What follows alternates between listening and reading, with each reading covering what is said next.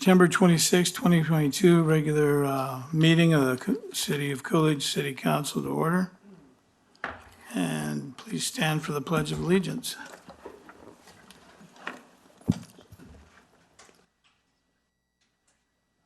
Pledge allegiance to the flag of the United States of America and to the republic for which it stands, one nation, under God, indivisible, with liberty and justice for all. Thank you. Norma, would you call the roll, please? Yes, Mayor. Councilmember Eric Daniels. Here. Councilmember Tina Kaufman. Here. Vice Mayor Steve Hudson. Here. Mayor John Thompson. Here. Councilmember Jackie Henry. Here. And Councilmember Tatiana Murrieta. Here. We have a quorum, Mayor. Thank you, Norma. Moving to presentations. Hope you are here. Good evening. And monthly report by the Coolidge Chamber of Commerce. Good evening, Mayor, Vice Mayor, and Council. Talking to you about July, we had 2 new members, Joe Tastic LLC and Core Civic. We had 12 reinvestments, Walgreens, Community Arcara, Little Caesars Pizza, Discovery Mart, Chevron, Galloping Goose Saloon, Norris Management, St. Holdings, Hope Women's Center in Coolidge, Gary Johnson Associate, Robots Boxing, and Domino's Pizza.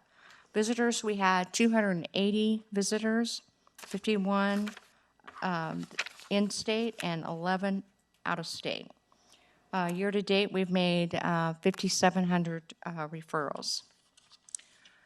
Casa Grande Ruins for July had 3,935 visitors. Year-to-date is 44,302. Pinal Geology Museum is, they're only open one day. They just now started opening 4 days a week. But in the month of July, they were open 1 day a week, and they were having 81 visitors. In your packet, you got our annual report. Just to kind of go over, because we had our year end was June 30th. We received over 99,000 from the Office of Tourism grant for marketing that we're working with, and you're seeing that stuff come out. We provided over $31,000 to COVID relief, responded to thousands of contact information for businesses, business services, starting businesses. That's just to name a few. Our walk-in was over 4,027 people walking in. We created, we got 36 new members and a total of 168. So I think overall, we've had a really good year and accomplished quite a bit. My business update, I have to say that the Mayor's Art Club is going really well. It's been going 2 weeks. We got about 33 participants. I've been going to this and seeing what was being done, and the kids are doing great. We're going to see some good things come from that. Borderland Produce, where we're bringing the powwow down here to Coolidge, starts November 26th. We're into a year contract, so we'll be able to have that in our community. The CEDC, and as you know, Gilbert Lopez is our chairman. We've worked with a local trucking company to create CDL training in our city limits and working with the college. That's not all said and done, but with the Arizona work, they're sending those people paying for it outside of our county. So it's a great thing that we're trying to get down here in Coolidge. Annual banquet is going to be October 22nd. It's a great night where we get to celebrate. There's so many people to celebrate, we can only do a few, but it's a great. And we're looking for some more youth for nominees. So go onto our website, and you can nominate different people or different businesses. Joe Tastic's ribbon cutting is going to be October 28th. What is? Excuse me? What is October 28th? Oh, I'm sorry. Joe Tastic's ribbon cutting. Okay. You guys have any questions for me? Any questions for Lynn? No, ma'am. No questions. You guys are doing a good job. Thank you. Keep up the good work. Okay, we'll move into call of the public. This is the portion of the meeting where if you have anything, want to address the council, you have up to 3 minutes to come up to the podium and give us your name and your address. Go ahead and tell us what you're here for. Well, good evening, everyone. My name is Rita Porter. I live at 2209 West Broadway. And I had contacted Southwest Gas because I want to upgrade my kitchen to get a gas stove, and I was told that the gas line stopped 2 miles ago. And I'm asking the council if there was anything in the future to bring the gas line closer to our community. I see our Public Works Director sitting out there, and he has a mass of knowledge. Mr. Navarro, would you care to step forward and tell Ms. Porter if there's any hope in the future? Well, I won't say there's no hope in the future, but that is really up to Southwest Gas to push the line forward. It usually goes by demand of people who want the line, and with a singular person, they really won't do it, depending on how far you are. Where'd you say you lived at? On Broadway Avenue, in the Heartland community. Okay, so you're on Broadway in Heartland. 2 miles out, seems kind of far. I want to say there is gas closer than that. But still, if there's no gas in the Heartland community, they'd have to bring it in all the actual community. How many people are we talking before they'll do anything? That would be up to the gas company. So I'll call them back and find out. Yeah, that would be up to the gas company of if they want to bring in a line to actually service the community. But it would have to be a fair company. Next and final question, next and final thing. Are they thinking, is City of Coolidge thinking about bringing some amenities here, like maybe a bowling alley, a theater, or something for the youth, instead of us going to different cities, spending our money there, and where we can spend it right here at home?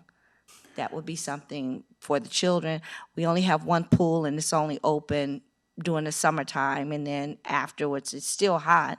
People want to swim that don't have swimming pools. Has there been any thought of that?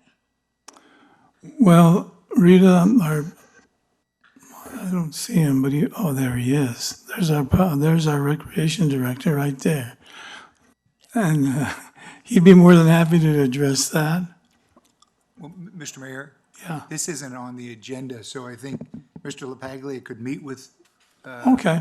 Yeah. they could talk If you offline. guys want to step out in the lobby, you guys can Does she talk. have any more questions? Do you have any more questions? No, sir. Thank you very much. Okay. Perfect. You're welcome. Thank you.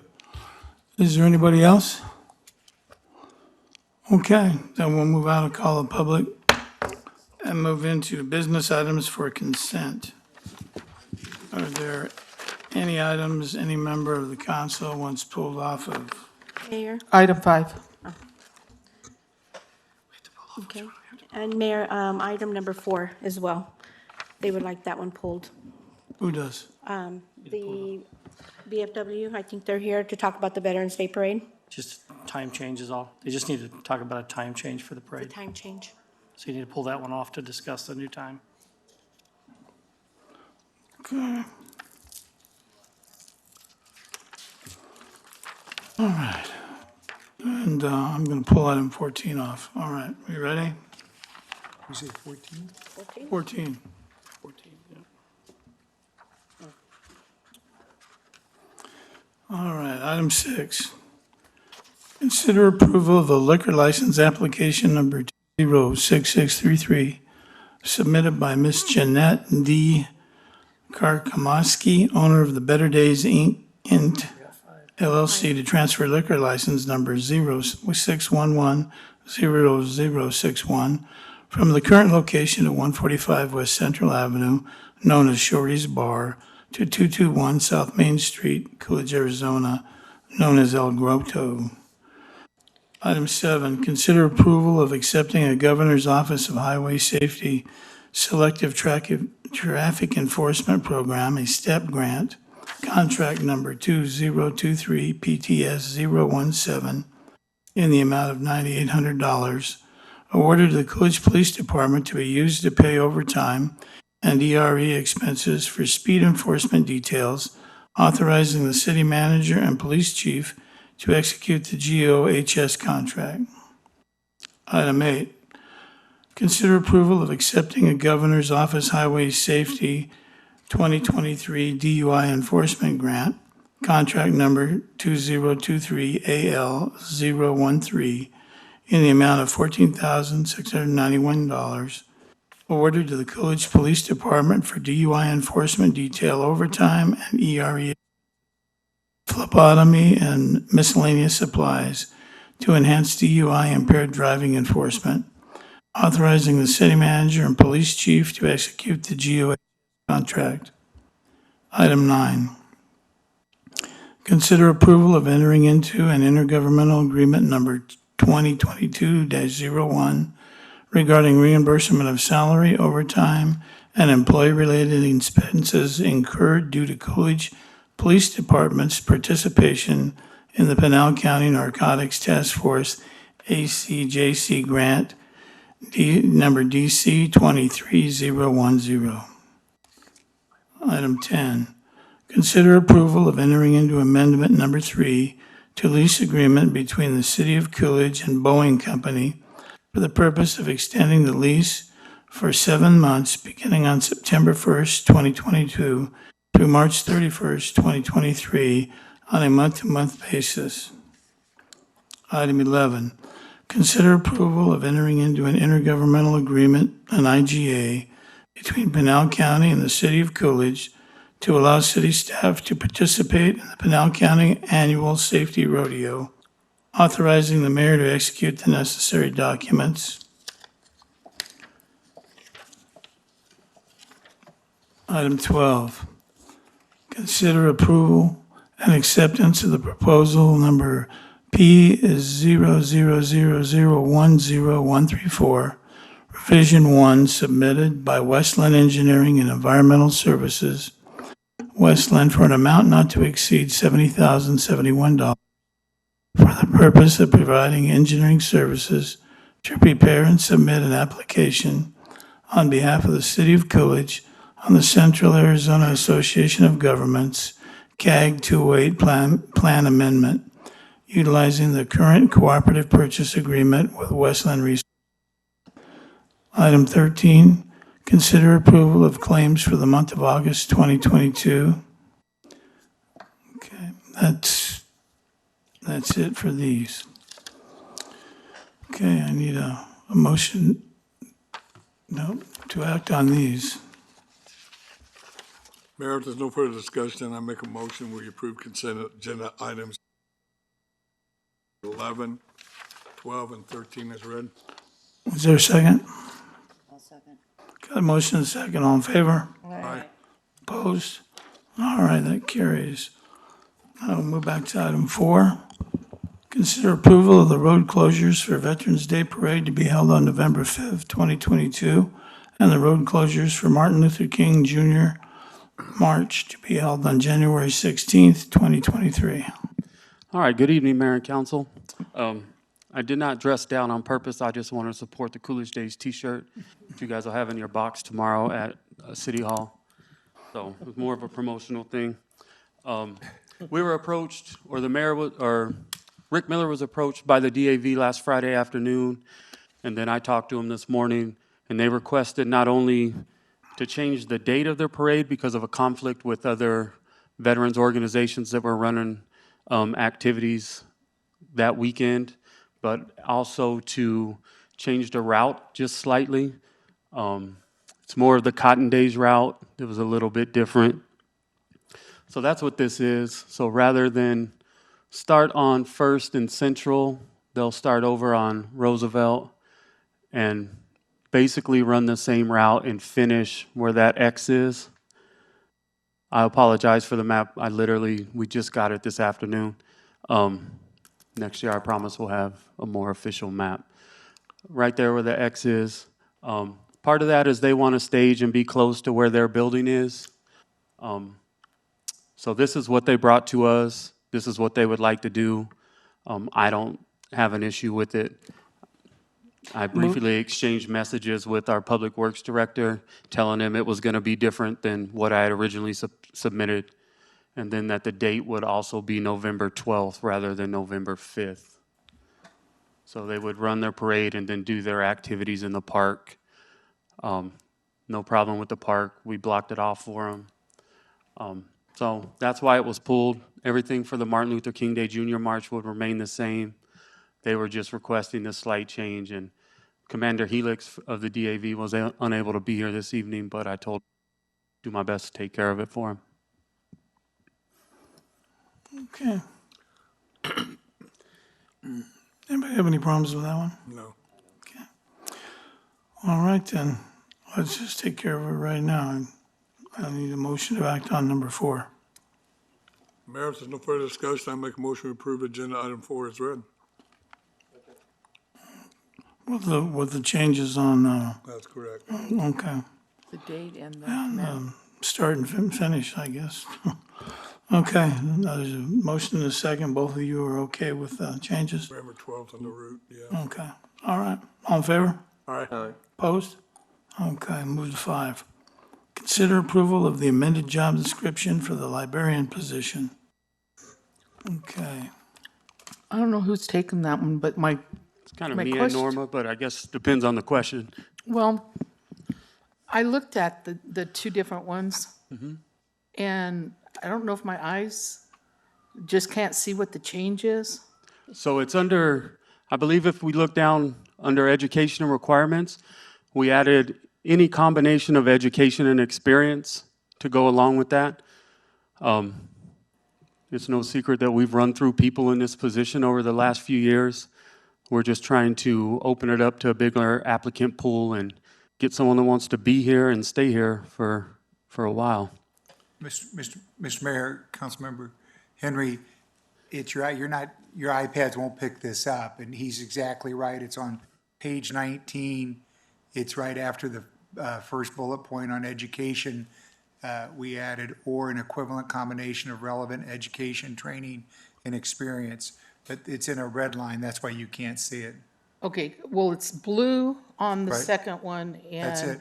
Okay, but it says the same thing in the first one as it does the second, so I didn't know what the change was. I don't know why it didn't transfer over to your guys' packet, but that's the change that was made. Okay, thank you. they still need there's still a master's required in both of them? It's not, it's preferred, but Yeah, that's it why says we, preferred, not required. yeah, that's why we're trying to add that extra piece just to maybe open it up to someone that doesn't have a master's, but will be a good fit for our library. Okay, anybody else have any questions? No, I'd rather have a little bit more work experience and bring somebody in that hasn't had any. All right, then, if there's nothing further, then I need a motion to act on this one. Mayor, move to approve item number 5 is read. Second. Okay, motion second, all in favor? Aye. Opposed? All right, that one carries. What was Thank you. Where's it? There we go. Item number 14. Consider approval for entering into a cooperative purchase agreement between the City of Coolidge and Utility Construction Company, Inc. for the purpose of maintaining the city's street light maintenance, LED light fixtures, upgrade, utilizing one government procedural contract number 2211 PV with Paradise Valley Unified School District. I just want to make sure that I understand all of this completely.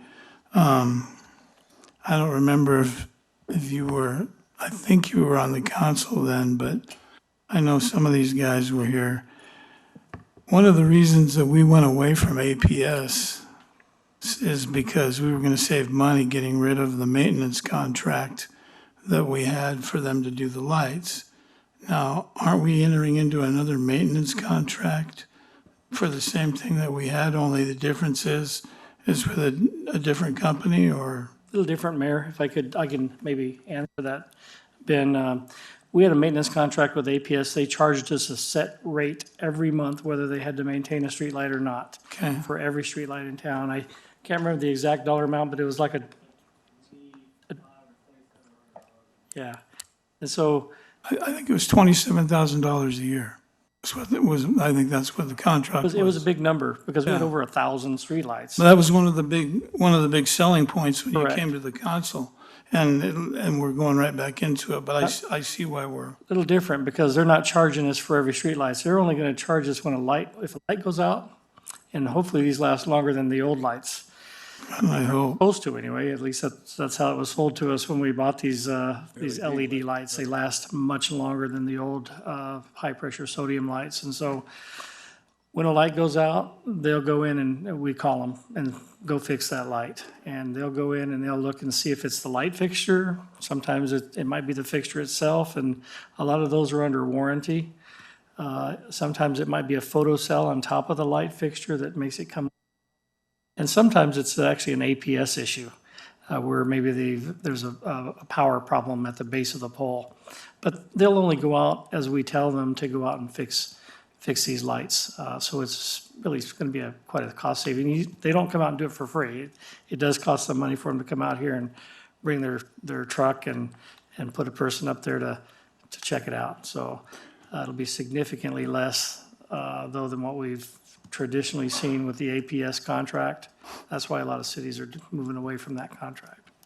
What's the turnaround time, Rick? From the time you call it in till they come and look at it? They've been, Ben, you might want to. There's a schedule in here in the contract, but the initial response time on something that's not, Well, the initial response time, I know a light down my block that been out for about a week. well, that's about right, 5 days, isn't that the first? Well, Before they come out on something they don't consider an emergency, is, well, they have time to come out, but also it needs to be reported. They don't drive town and. Oh, I look for wouldn't issues. expect them to drive around Yeah, town so for 'em. they're not doing that. So if there's a light out or something, all they have to do is call City Hall. They can call Public Works and just report that their light's out. Most of the time, people don't grab the pole number, so we'll go out there, we'll grab the pole number, and we'll make a call.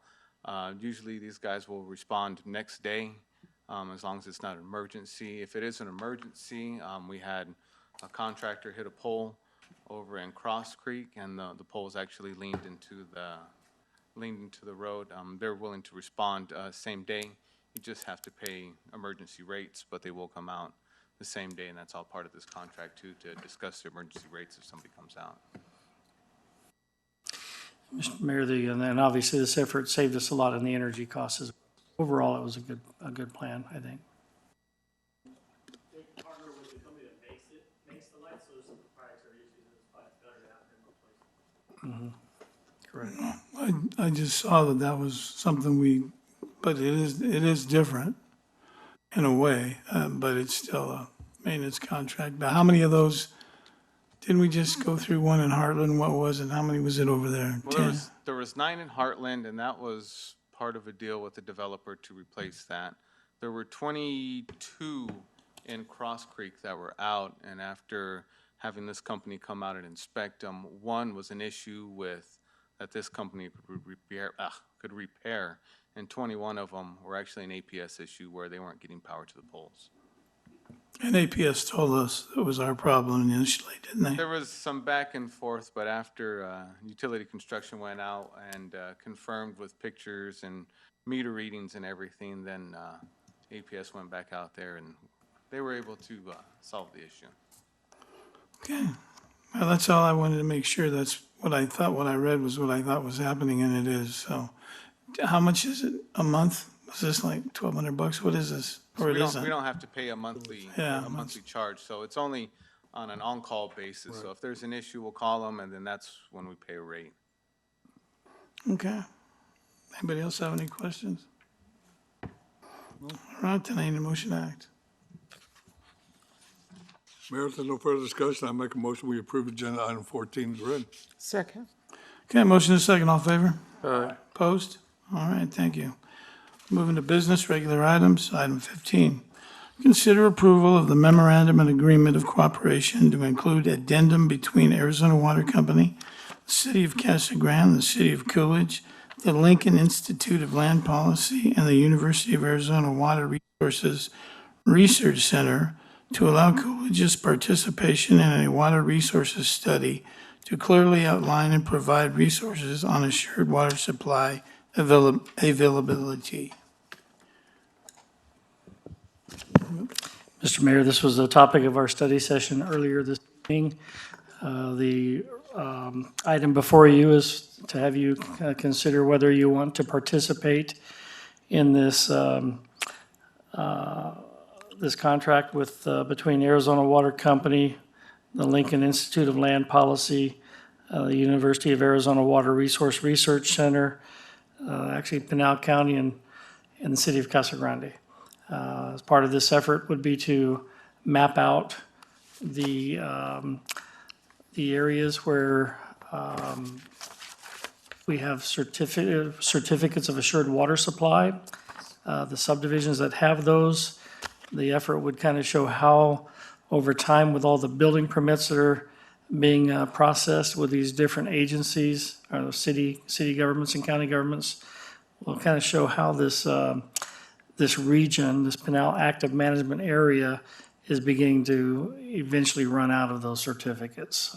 We still have quite a supply. We have a large number of lots. There's no threat or imminent threat that we're going to run out of lots anytime soon. If you look at the average number of lots we build the permits that we issue on lots every year, we have a significant number of lots that are still available. I suspect that everybody's concerned about water, given the issues that we've been facing with this 20-year drought. I think we've had a spectacular monsoon season, and we need about 50 more of those in a row, along with a lot of snow. But there's some urgency throughout Arizona to be more water wise. The Department of Water Resources, they're not going to sit there and approve subdivisions unless there is a demonstrated 100-year assured water supply. And we're facing that here in Pinal County. In the Pinal County, the active management area here, other areas of the state will probably face similar restrictions as well in terms of subdividing. But really, this is just a tool to keep track of where we stand. And you can, if you want to participate in this, it's a $5,000 one-time fee. There are some requirements on the city's part to provide data, which we pretty much provide anyway, to the Central Arizona governments and other jurisdictions that request this data. Oftentimes we get public records requests for the same information. And so that's what you're being asked to do tonight if you so choose. If you don't choose to do it, I don't know what the outcome will be. My guess is they'll go ahead and proceed because there's been a lot of effort put into this between Pinal County, the water company, these other agencies that are part of this agreement. Well, one of the things I look at here, Rick, is on the next to the last page, page 16 of 17 that I have on that document. It says the group, in this group, the data of Arizona Water Company, Pinal County, and City of Casa Grande would be visible to each other. The City of Coolidge would not share data to this group. And the second group is Arizona Water Company and the Coolidge Group, which is us and Arizona Water. That's on the addendum that you're referring to, Would that, the little addendum. would that be beneficial to us to get all that? I mean, it think, would be you know, beneficial to get it, but are we getting it anyway? I think this information would be beneficial to us. I think that as you and I met with the consultant that's working on this, we tried to get them to just allow us to share the Arizona Water Company and them share information with us like we do. We have a great partnership with the Arizona Water Company. We work with them every month in our meetings to talk about number of permits that are being issued, who's contemplating development where, and whether it's residential, commercial, or industrial. But I think the attempt here was to try to put us in a separate group where we just share information with them and the other groups kind of share information within their group without us having to share our data. Whether that works, I don't know, Mayor. I can't sit there and say for sure if that's going to work exactly the way you want it to or not, but I think, there's a lot of, water is complex in the state of Arizona. And, there are a lot of water laws that are being refined every legislative session. I know here in this area. We have a lot of stakeholders, including the Arizona Water Company, Global Water Resources, ourselves, Maricopa. All the jurisdictions in Pinal County are very concerned about having this limitation of not being able to do additional subdivisions. Subdivisions means growth. Growth means more prosperity, more economic development, but it also, on the other side, you got to be careful about your water supply. It's not an endless supply. So it's a fine line that everybody's trying to balance. And so this might help in some water modeling. There's a lot of groups trying to do water modeling to prove 100-year assured water supply out there, trying to get the Arizona Department of Water Resources to relax that standard a little bit, maybe issue a few more certificates. They were successful in this last legislative session or the one before, where they actually allow more lots to be in a subdivision that were originally approved, as long as they could demonstrate that there wouldn't be any more water used, And so there's just a lot of changes that go on every session. But this is really, all this is a planning tool, an informational tool. I think that'll help not only us, developers, that they come in here and see where they have the best shot at building homes in our area. And I think it's a good idea, but I just hate, like the mayor said, sharing information with, I'm not so worried about Pinal County, Arizona Water Company, but Casa Grande has never been a friend of ours. And being able to give them information on what we have. And water supply is a big deal. I mean, Central Arizona Irrigation and Drainage down in Eloy just got hit like 20% cut back by CAP water. And I've got friends down there that work down there that lost jobs because they have just pretty much come to a halt to reorganize to see where they're going to go right now. 20% water for these farmers, that's a lot of water that they just lost. And it's a big concern. And I remember back in the 80s when these farmers were selling their water rights to the city of Mesa. And they were getting water from here and pumping up to Mesa. They wanted to make sure that they had enough water. Who's to say that, Casa Grande doesn't undermine us to go, get the landholders, sell their water rights to them. Yeah, I don't know, it's a touchy situation, but water is, it is a hot topic in Arizona, right? It is. This information is not secret that they're asking for. It's there.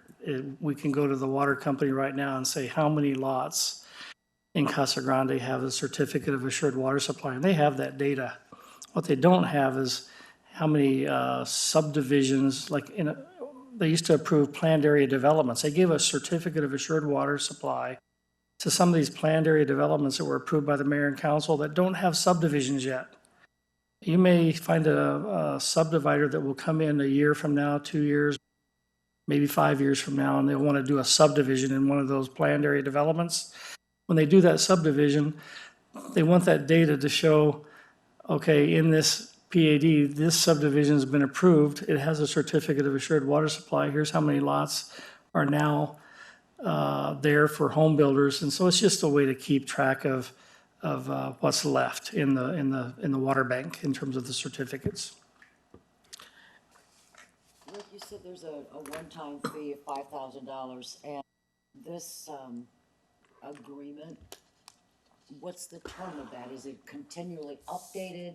And if this information is already available, granted not readily accessible, somebody's gonna have to do a little bit of Yes. for public records and stuff, but I would think our city should have a pretty good feel for what we have in water certificates versus how many communities are being planned and subdivided and everything else. That should not be something that we need to pay $5,000 for.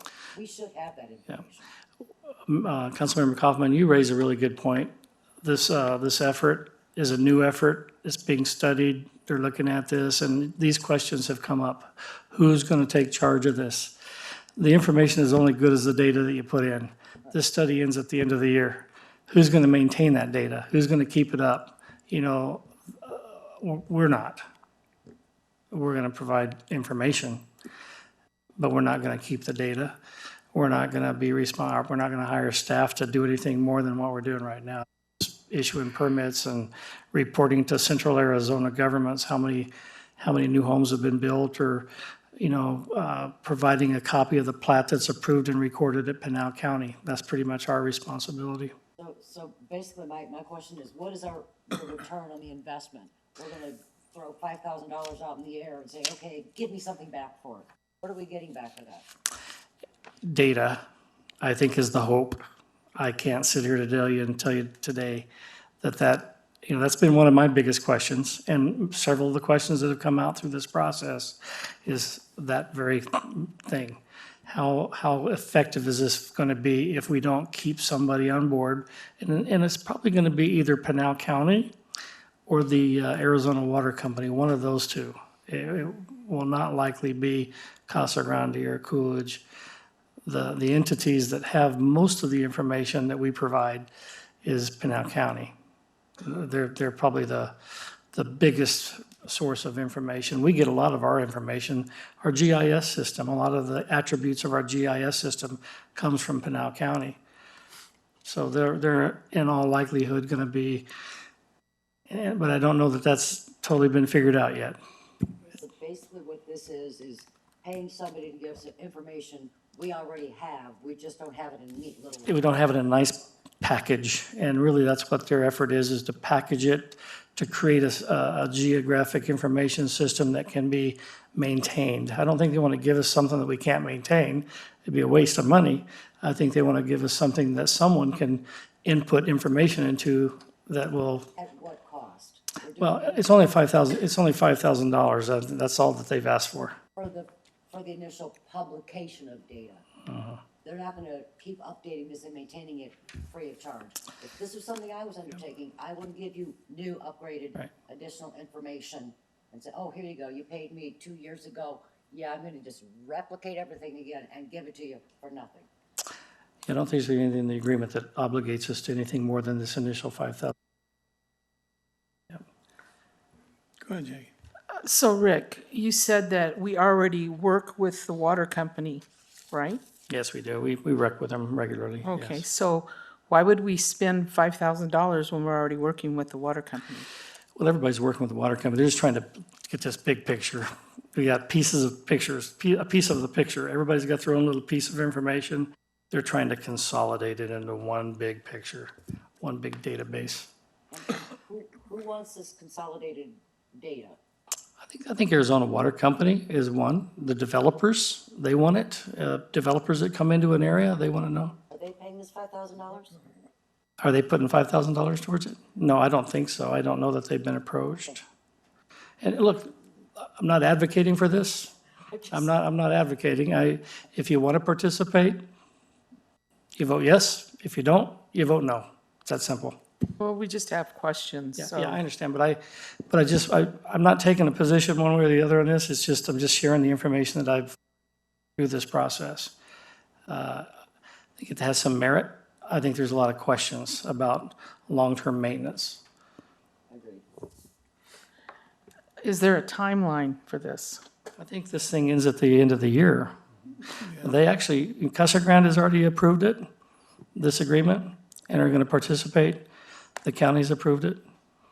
And of course, Arizona Water Company's on board. We're the only ones they're waiting for. What's your pleasure? Yeah. This was on not last council meeting, but the council meeting, I believe is when this was on. It's been about a month since we first put this on. Well, to be honest with you, it didn't sound to me like, the way I look through this, unless I want to know how much water that Casa Grande has, there's not a whole lot of reason to do this agreement. I mean, we already know everything that, pretty much most of the stuff that we need to know, or we can get from CAG.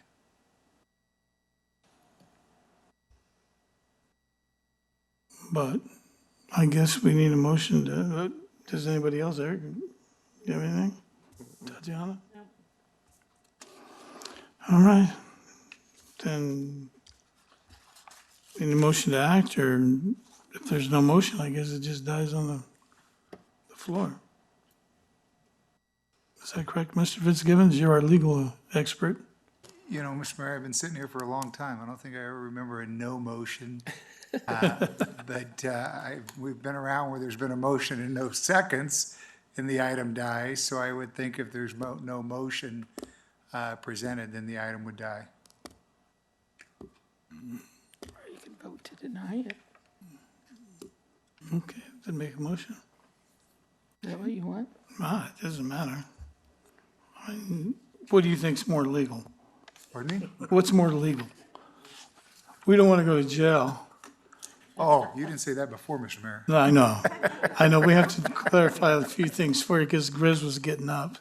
I think the council can do it either way. If they want to not enter into the agreement, they can do a motion to not enter into the agreement, or you can let it die for, without a motion. It's probably best, or you could table it for an undetermined amount of time and decide if you want to bring it back or not, if you get more information about it.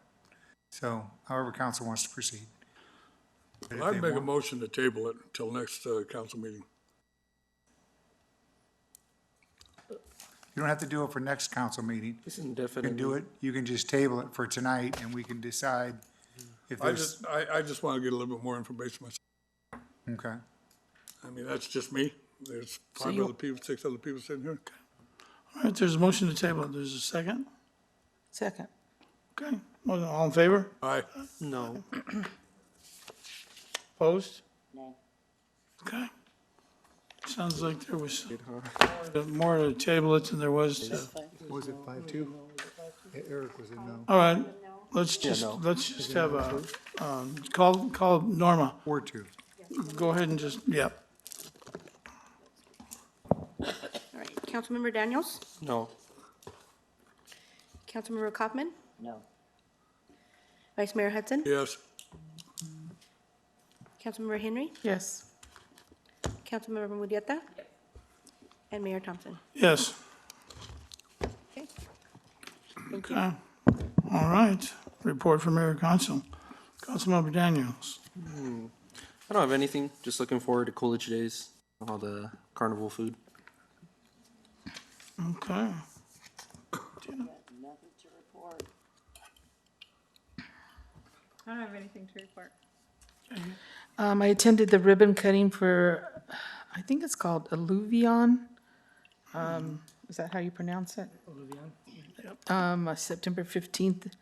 And I actually won, Mike won one prize, I won two.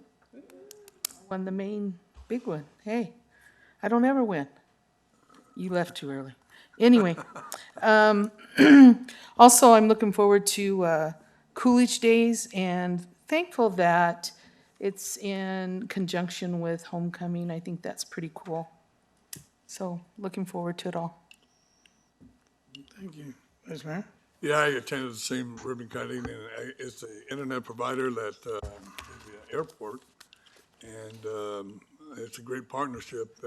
Met the gentleman that's actually the CEO, who's or one of the CEOs is actually born and raised in Coolidge, and works for Gila River, and they're going to actually help provide fiber optics and internet access for lower income individuals or people that don't have it. So it's a great partnership we have there. The FFA barbecue is Friday night. If you haven't bought your tickets, find an FFA member and buy your tickets. Homecoming, FFA, and Coolidge Days is going to be a great weekend for Coolidge. So hope everybody comes out and enjoys it. Rick? Mr. Mayor, members of the council, just a couple things to report on. Received word that we received a $182,000 grant from the Tohono O'odham for the fire safety trailer. It was a great grant. They've been very supportive of grants in the past, and we'll see that we just got word of that. Work is completed on the Randolph Road improvements, and we're getting set to begin improvements for the chip and double chip in La Palma. Hannah Road is proceeding very nicely out there as part of the build grant. Hauser Road will follow that next. We have I know Ben has been working very hard. Attaway Road designs, going to try to get that started and moving forward. for the Attaway Road improvements that need to be done, basically from the city limits up there to the intersection with Highway 287. Let's see, DR Horton did complete the streetlights. I know that, Tina, you were concerned about that, and we reached out to DR Horton. They finished installing those streetlights over there in Heartland where they weren't put in. We're very happy that they did that for us. The Coolidge Avenue Road is still under construction, and if you're going to the fly-in this weekend, that's going to be a mess, Oh, yeah. unfortunately. I guess if you're flying in, you're not going to have a problem, but if you're driving out there, you're going to have a real. Driving in the fly-in. So those of you that might want to attend the fly-in this Saturday morning, you might want to find a different route out there because that road is still closed. Probably for this month. Next month, hopefully it'll be opened back up.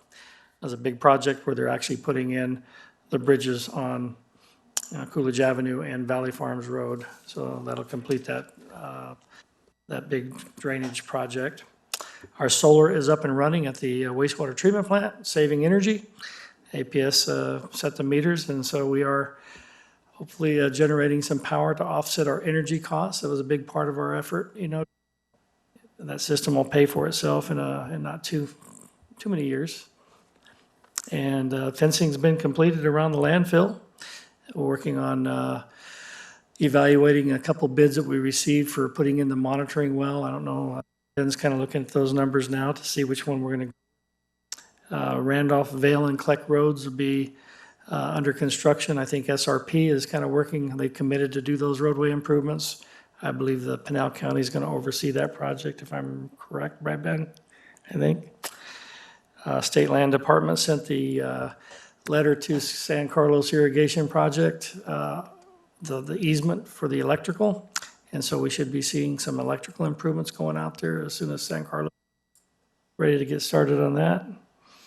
Permits are still doing well. We're working with a lot of industrial prospects. I know Gilbert, the mayor, have been working with several prospects that have expressed an interest in coming to here to Coolidge in the inland port.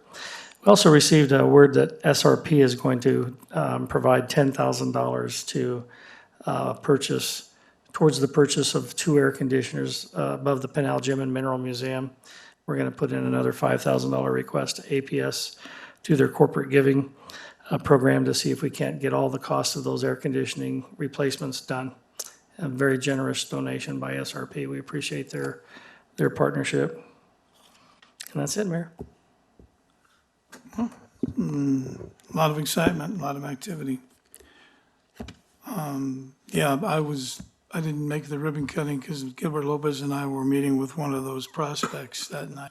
So we didn't make it to the ribbon cutting. And I want to double check. I know Ben's still here and he's still awake, which is a luxury. Can you tell me, Ben, when are they going to start that project over there by the Elks, the road? That's gonna be a little bit still. We gotta get the engineering done on it. That's gonna at least be a month out. I mean, Engineering done. 2 or 3 months?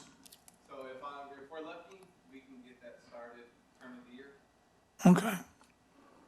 All right, because people continue to ask, and I'll continue to get emails from Magic Ranch and Anthem threatening to go somewhere else and shop because they don't like breaking their eggs on the way back to Anthem with a bouncy road, so. One way or another, we're gonna be done by June 30th. Well, okay. Well, as long as we get it done, Fiscal year. thank you. Well, I don't have anything else. Anybody? Oh, Jackie did. I just wanted to, Ricky, your applicant is right there if you want to talk to her. Okay? That's all. All right, okay. Well, in that case, I need a motion to get out of here. So moved. Second. All in favor? Aye. Opposed? Thank you for coming, everybody.